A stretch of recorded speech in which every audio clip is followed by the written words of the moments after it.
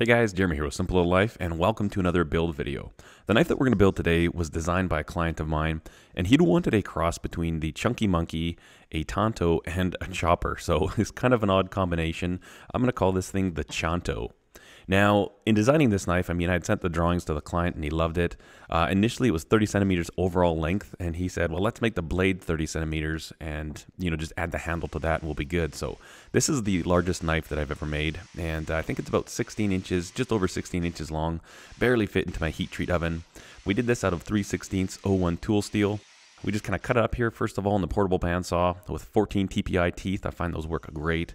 And then once that's done, we're going to go ahead and bring the rest of the profile, clean it all up. And you notice that I put the template on there and then I put the layout die. The reason I like to do that is because sometimes when I'm profiling, you heat up the adhesive that I use to glue the template on there. And if that happens, I've always got that layout die that kind of marks it out. So it's just kind of a backup. In this case, I didn't really need it, but I always like to do that when I'm doing these one-off knives. Just that way I don't ever lose my template. Now we need to move on to these small little radius parts, and for that obviously we've got the small contact wheel, just kind of cleaning all that stuff up, getting the final shape and profile, always feeling it in my hand. When I'm making knives, I'm always putting them in my hands, feeling them and seeing how I like them.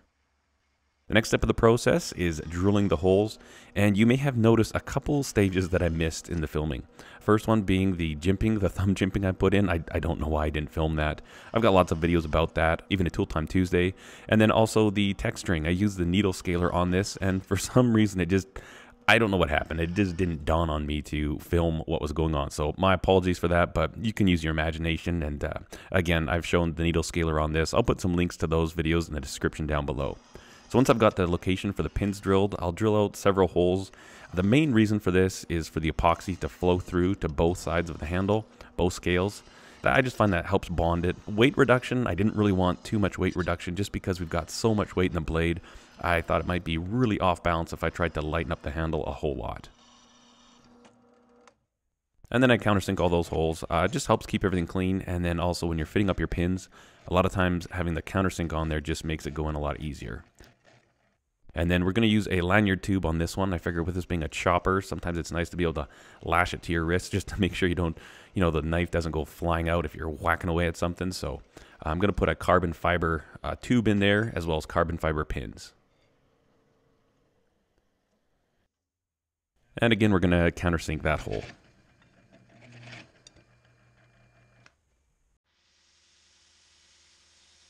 So now that we've got that done, we can start roughing in our bevels. You'll notice I've got the Bill Benke file guide on there.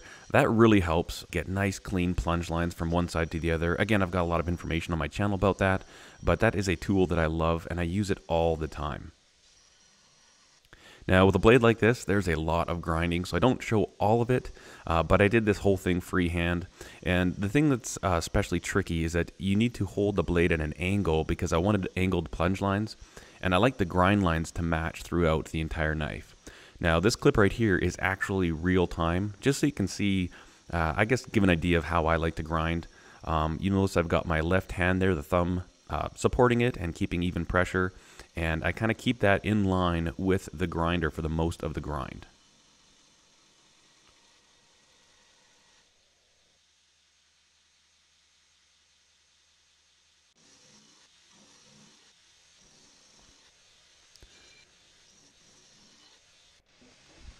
Bring in a little different angle here so you can kind of see exactly what's going on. Knife grinding is something that the more you do it, the better you get.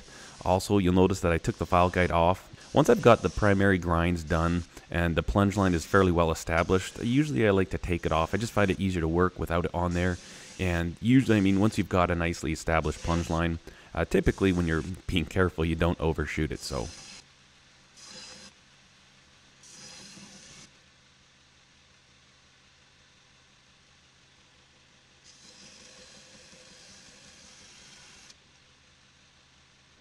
Oh man, my fingers, they were just destroyed by this knife.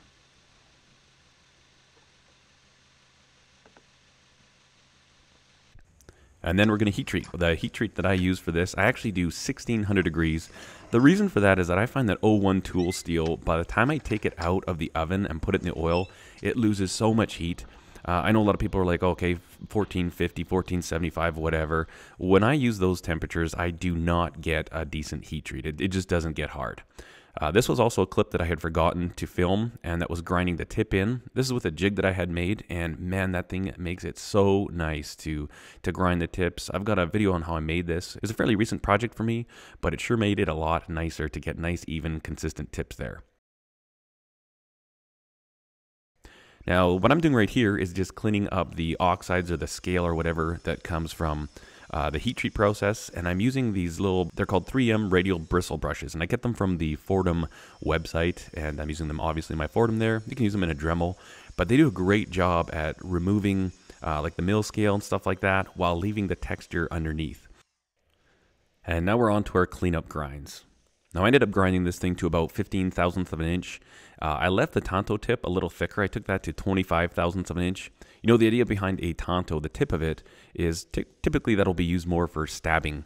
So I thought, you know what, it's better to have a slightly more robust tip. You've got like 12 inches of cutting edge there, so I didn't think you really needed the tip to do a lot of cutting. I mean, it's sharp and it cuts paper really well, but I did want to keep the main portion of that blade a little bit thinner on the edge before I sharpen it than the tip.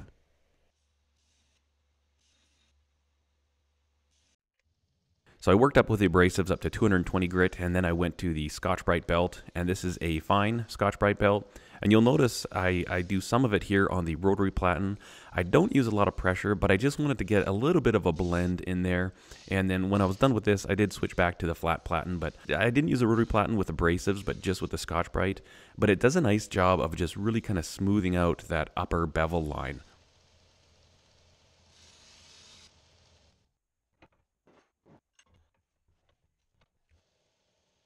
And then I did finish everything off on the flat platen just to make sure it's nicely blended. Now, if you've never used these Scotch-Brite belts, they're an absolute game changer when it comes to a really nice belt finish on your bevels.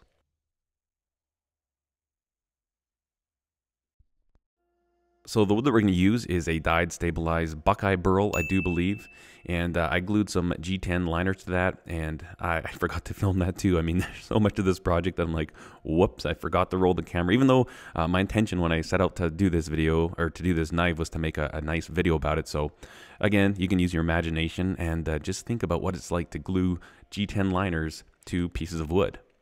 So now we're getting ready to drill our holes, and I use these cant twist clamps. I like to line them up on there and get everything locked down, and then we're going to drill out for our pins.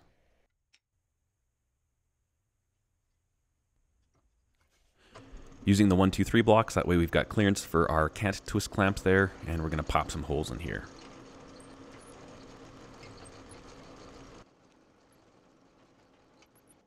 Once we've got the 4 pinholes done, we're going to drill out for the lanyard tube. This stuff has a very interesting smell to it. I really like it. It's one of these smells, I don't know why, but whenever I drill these stabilized woods, it makes me really, really hungry. Now, before I take the cant twist clamps off, I like to trace out the handle there. That way I know that the holes are all lined up and I've got a great little guide to cut to. And then I'll go and cut out the first scale.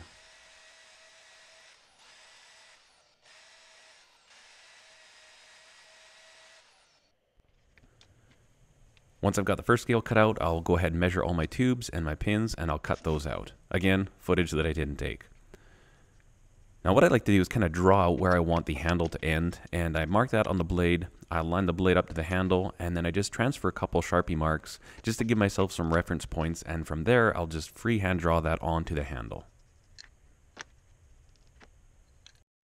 We'll just very coarsely cut that out on the bandsaw, and then we'll clean it all up on the belt grinder.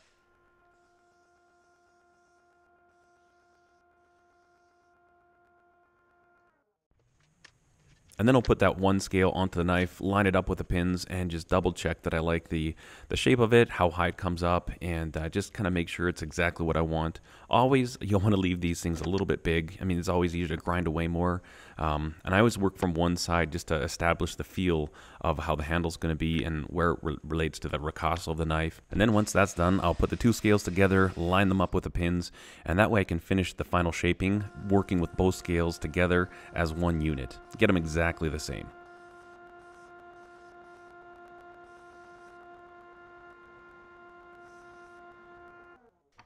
Now I like to 45 the ends of the handles there where they meet the ricasso, so I just use a pencil just to give myself some lines on a flat surface, and then I've got a line that I can grind to. And again, I'm using this adjustable work rest set to 45 degrees, and essentially it's just rocking it back and forth like that, so we can grind in a nice even 45 degrees. And I'll do this obviously to both scales.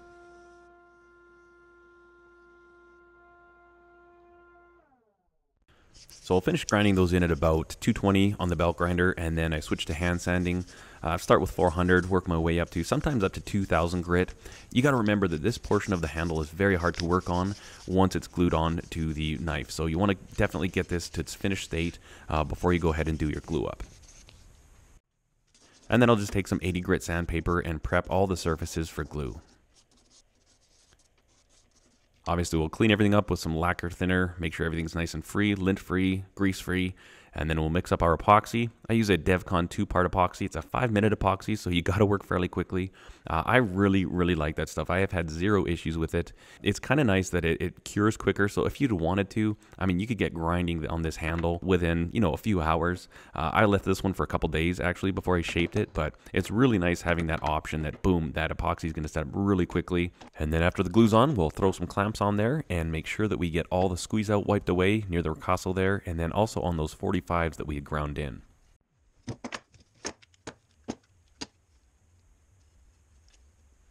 Then I'm just going to come to the portable bandsaw and cut off the little pins that are sticking out. I find it a lot easier and cleaner just to cut those rather than try and grind them down. And then obviously we're going to grind everything flush. There's still a little bit of glue on the outside of the scales, and bring those pins in. And then we'll start kind of doing some rough profiling, kind of bring all that wood down to meet the metal and the tang. Getting it fairly close here with a 24 grit ceramic belt. I find it just hogs off that material so quick.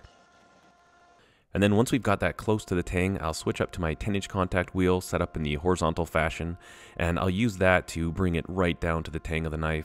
The reason I like that is because the table that I have here for my contact wheel is at exactly 90 degrees to the wheel surface, so it really takes all the guesswork, and I know I've got really nice square edges, and it just trues everything up really nicely.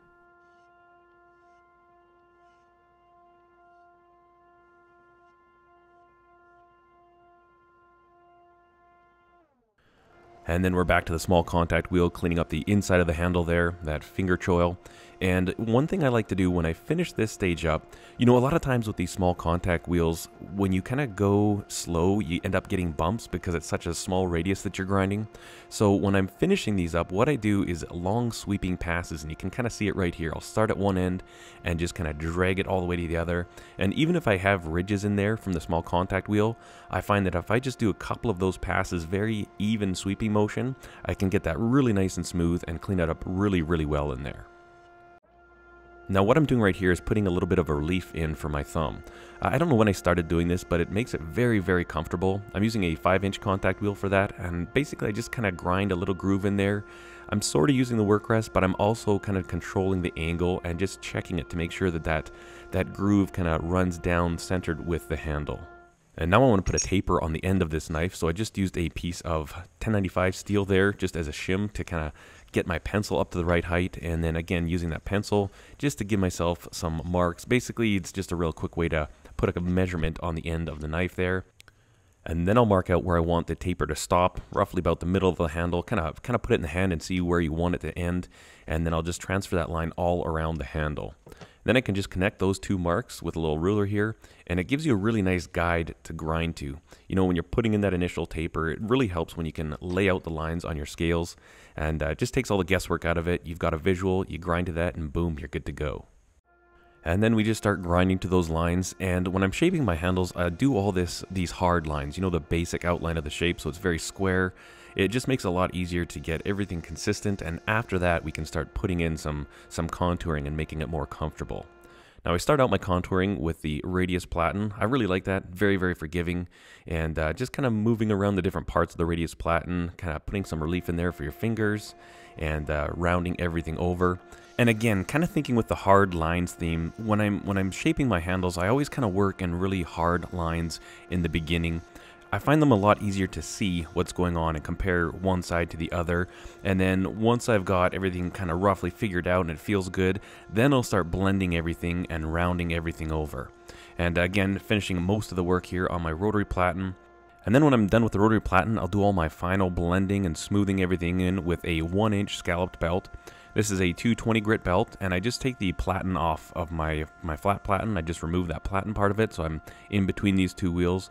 And this does a very, very good job at just kind of blending everything together, smoothing it all over, and just kind of doing the last little touches. I like to do as much work as I possibly can on my grinder. Really, when I'm back to the hand sanding, I've got very little to do, and I think I spent altogether about 10 minutes with the hand sanding of this blade. Huge time saver when you learn to use your grinder for as much of the processes as you can. And not only does that save you a lot of time, I'm really noticing that I'm starting to get much more consistent results when I go further with my grinder and learn to use it for longer in the process. You know, when you're switching out to hand sanding, it's hard to remove certain amounts of material, and if you see a discrepancy from one side to the other, you're going to sand there for a long time.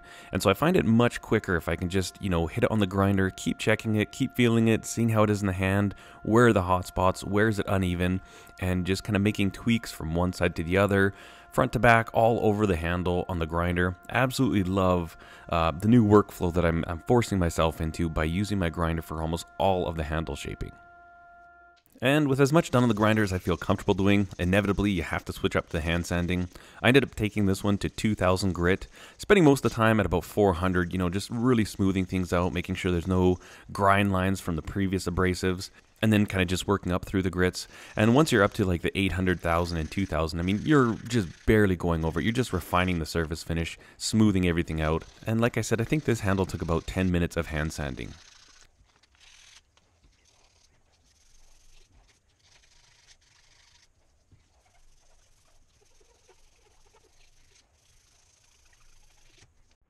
And then when I'm done hand sanding, I'll finish it off with a coat of Danish oil.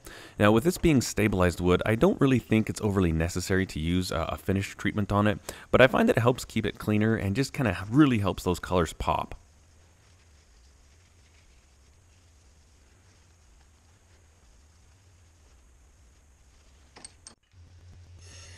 One thing that always freaks me out with big knives is the sharpening. I mean, this thing doesn't fit into a lot of the sharpening jigs and gizmos that I have, and pretty much the only way you can do it is freehand. Luckily for me, when I was sharpening this, you know, you have those days when everything just works out, you're just on your game. I had no issue sharpening this whatsoever. It took me about 5 minutes. I used the belt progression of 220, 400, 600, and then a 1200 grit real fine film. And then I topped it all off with a stropping, with a felt belt, and green polishing compound. And you know what? I'm really, really pleased with the micro bevels that I got on there. This was one of the better freehand sharpening jobs that I've ever done. And this thing is super, super slicey. I wish I could sharpen knives like this every single day. It doesn't happen for me, but luckily today, it was a good day for this one.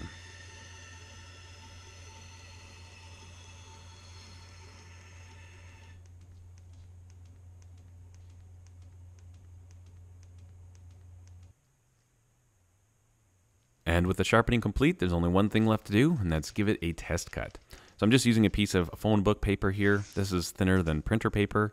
If you can find phone books, awesome. Grab them, use them for testing your knives, because it's a pretty good indication of how sharp a knife is if it can cut nice and cleanly through phone book paper. Holy moly, what was I doing? I don't even remember doing that, but it freaked me out when I was editing this video. That little trick right there, I like to wrap the handles in saran wrap just to make sure they stay nice and clean during the sharpening process, and that way when I'm done sharpening and the knife is all finished, I'm not coming back to the handle to get dirt out of it or something like that. And then one more fun test, of course, is the this one right here, the paper towel tube chop, cut nice and clean. Yeah, super, super happy with this knife. Don't I look at, you just look at my face there. I'm so impressed. I don't know why I had that expression on there. I don't remember that because I was actually really ecstatic at the time. Anyways, this is just a little beauty shot in the hand. Very, very happy with the way this knife came out. The overall shape and the concept, you know what, this is what my client wanted, and I hope they're really happy with it. It's interesting because sometimes you make stuff and it's like you've done it well, but it just doesn't resonate with you. That's the case with this knife for me.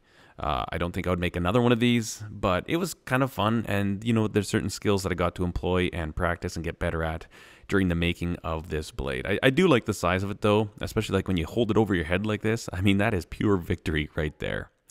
Anyways, guys, I want to say thank you so much for watching this video. I hope you enjoyed it. Hopefully, maybe you learned something. If you liked it, please give it a thumbs up and consider subscribing to the channel if you have not done so already. And as always, I thank you so much for watching. Cheers.